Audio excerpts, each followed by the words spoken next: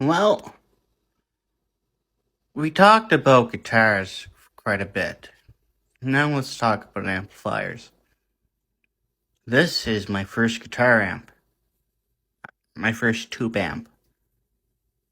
My first guitar amp was a little X brand guitar amp, little 6-inch speaker, whatever it was. But then I got a Sears guitar amp. I had a Squier guitar amp after that. I had a Fender Frontman. The Fender Frontman was actually a nice little amp for a little 8-inch speaker. Then I got a Trainer DG10R. They don't make them anymore. I thought it was a lot of money. It was $100, like $130. I thought it was a lot of money. Then I broke that. I tripped over it, and I got a PV KB60 60-watt keyboard amp. Great amp, wicked reverb on it, no tremolo. Then I got the Mesa. It will be 8 years. I can't remember if it's this month or next month with the Mesa, 2015. See, the story behind the Mesa was I was into tractor lawnmowers. A fellow that didn't live too far from me gave me a 1970s Massey Ferguson MF12, which looks like the old tractors, the farm tractors. But it was small. It wasn't really small. It was kind of a big brute. Almost 1,000 pounds, 12-inch rims. Like, yeah, it was a big lawnmower. And well, I had a friend who saw the tractor on Facebook, and he messaged me. My friend wants your tractor. I said, oh? And I should have. By this time, I'd stopped playing guitar. I never really fiddled around with it too much. I had it, but I wasn't actively using the guitar. But he came down, and he had this great big semi-hollow called Dot-On Shaft. Later on, rebranded as Carparelli after they've been out of business. I wonder why, with a name like that. But Buddy forgot the engine in my place. So we meet up with Buddy, mutual friend, and we get to Buddy's house, that one of my old tractor. And he says, I got some stuff to show you. It's sitting in the basement, not too far off from the wood stove, was La Mesa. Just sitting on the concrete floor covered in dust. I didn't know who Mesa was. At the time, I thought it was only Fender, Marshall, and Vox. That's how little I knew about tube amps. I saw it had tubes. I saw it was this whitish cream color, and I wanted it. I just wanted it. And I said, how can I get that off you? He says, I don't care how you get the money, as long as you get it somehow. But I can tell you what you can do. I have all these guitars. As you can see, I have a lot here. Insurance won't cover them all. Why am I talking like that? He says, but if you can sell some guitars for me, maybe we can work out a deal.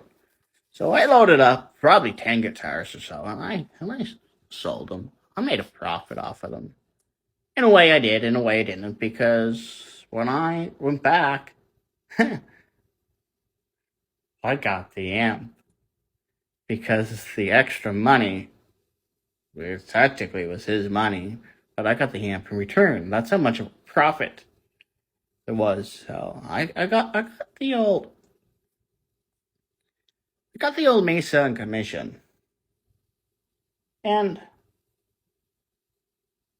I had problems with it. Where it got up and it died. So they took it to a fella.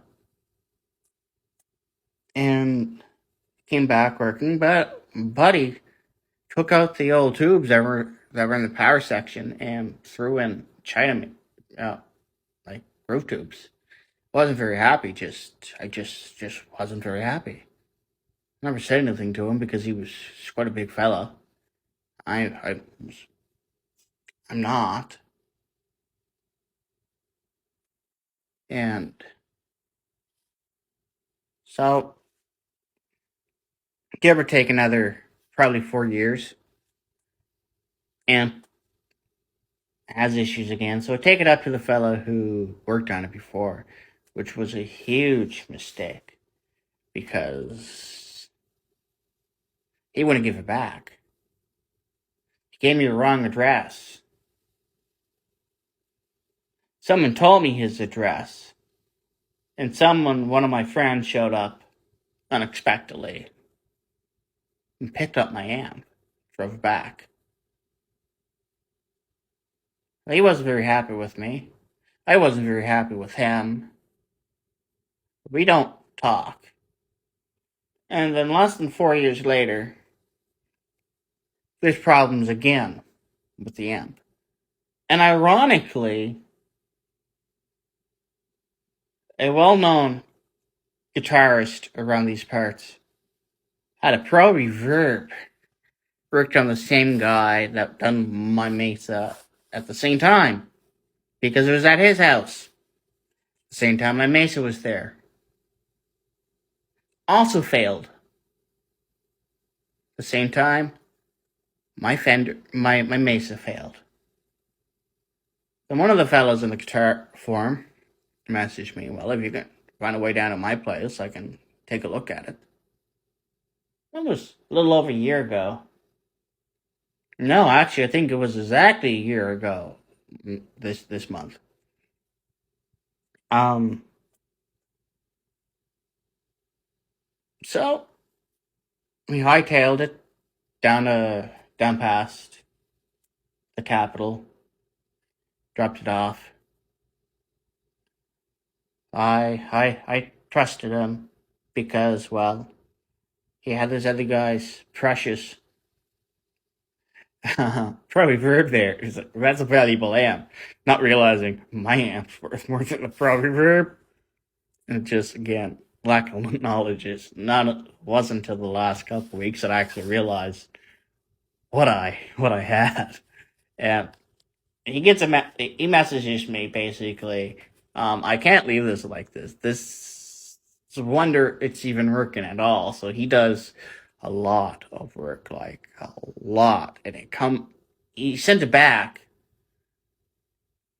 and all through the repair process, he would send me photos of the inside of the chassis anytime he'd done anything, and there's a full page of actual printed stuff that he has done. He came back with all the receipts, all the part numbers, everything that he done, everything he ordered for it. It's all in the book. And it came back a freaking screaming demon compared to what it came as. It was like oh my word, the difference is just oh my word. I haven't had any problems with it since, and when I look at the old videos, and when I had the amp and I thought nothing was wrong with it, it's like there's something wrong with it. Now I know what people meant all those years when they said I have a sick amp. And the amp does have the 5-way EQ. It is switchable between 160 watts, and it does have the 15-inch electric voice speaker. I'm told it was a 79 by the people from Mesa Boogie when I sent in the serial number. It would have been custom ordered. I really like this thing. It's something else. It really is.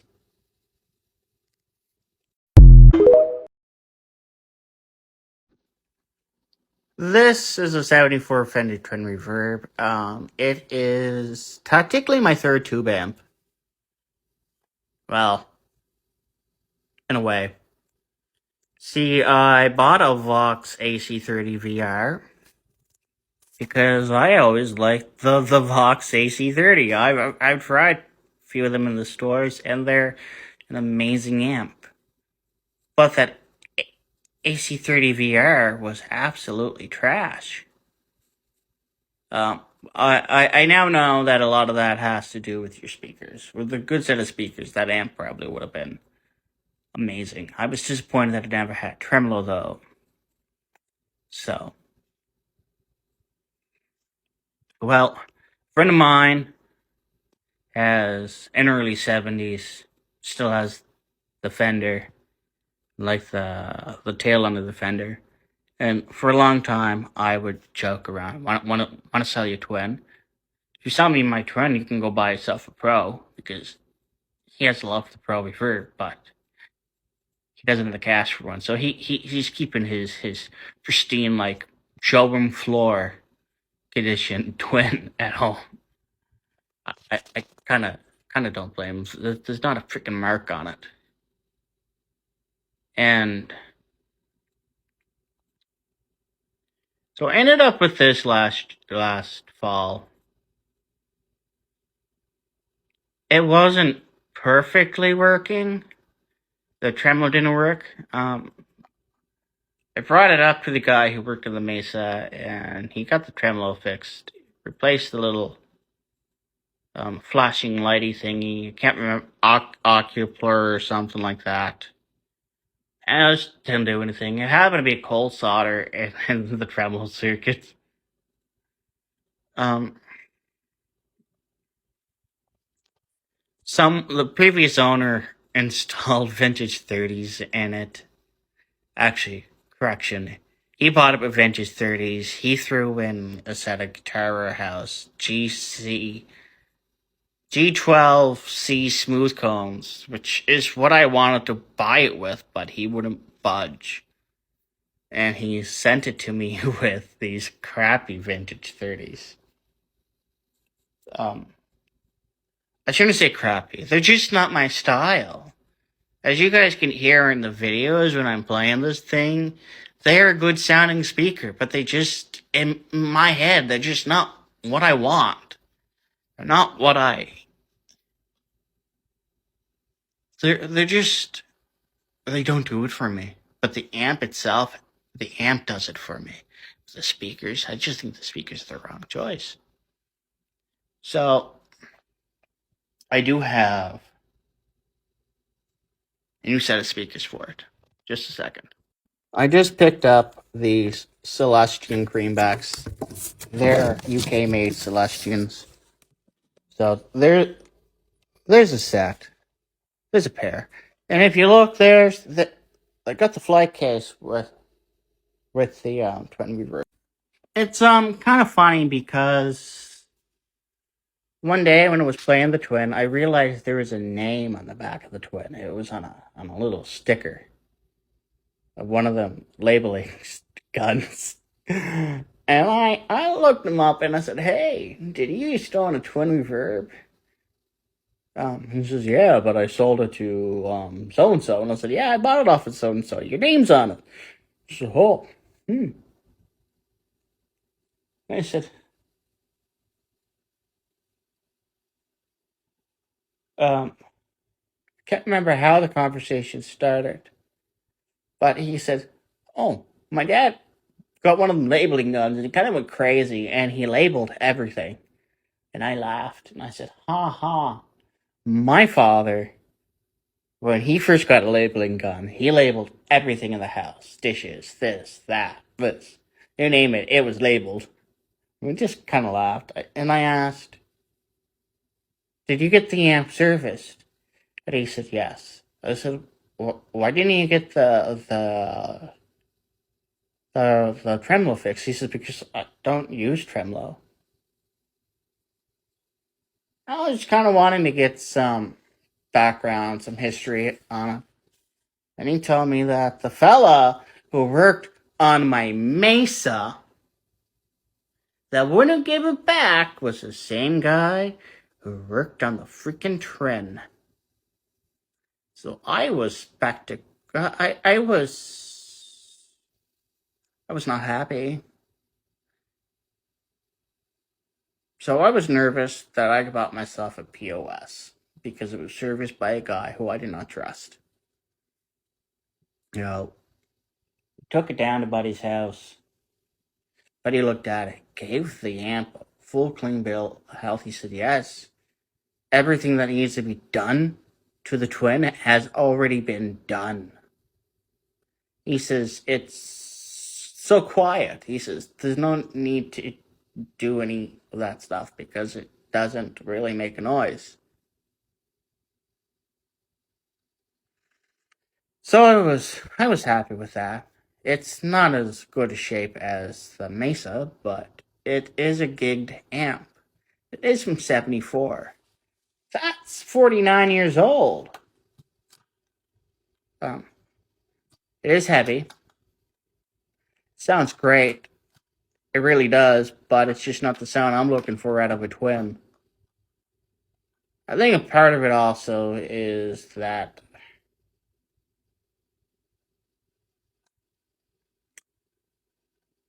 it's vintage 30s. And I'm just not a fan of a new modern type sound. I like a vintage sound. I think I got spoiled from the Mesa, the big honking warmth of the 15-inch. But I like the clarity of the Twin. The Twin is so clean. Almost a little too clean. Um there's definitely lots of punch when it comes to the Twin, in a sense. It could use some new tubes in the V1 V2 section, which I do plan on getting. I was told everything that all the tubes done is like, okay, all the rest of that stuff works just fine. So it's only V1 and V2 that I need because they're failing. But it's a beautiful amp. Price I got it, I couldn't knock it. I did have to sell my Taylor A10, but it just sat in the case all the time. So what's the sense of having an 800 series Taylor if it's not being used? I got a good deal out of it. I got X amount of money, whatever the price the buddy wanted for the amp, and I got a vintage Japanese Takamine, which my sister now has. That's a different story altogether. I don't mind. She plays it. She couldn't find any, so basically, just keep it. Then I spent another year or so searching for another acoustic because I was too fussy. Ah, sometimes we get spoiled with nice instruments, and we just forget how hard it is to actually find a nice one that satisfies us. But I was actually quite satisfied with the um the Sigma. But yeah, that's kind of the story behind the old Twin Reverb. But I should mention that when I was in the process of buying the Twin, there was a reissue of a Vibroverb. I not I can't remember what it is now. A 212 brown face Fender with like the cupcake style knobs. And I was gonna get that. No, this thing came up. And I was looking at a Vibrolux. And well, this thing came up and it was cheaper than the Vibrolux. So this thing is real. It's not a reissue. This thing is real. So he drove a 2-hour trip to drop it off to me, and I was like, wow. Just it's a good amp. So that's about it in my storytelling. Bye.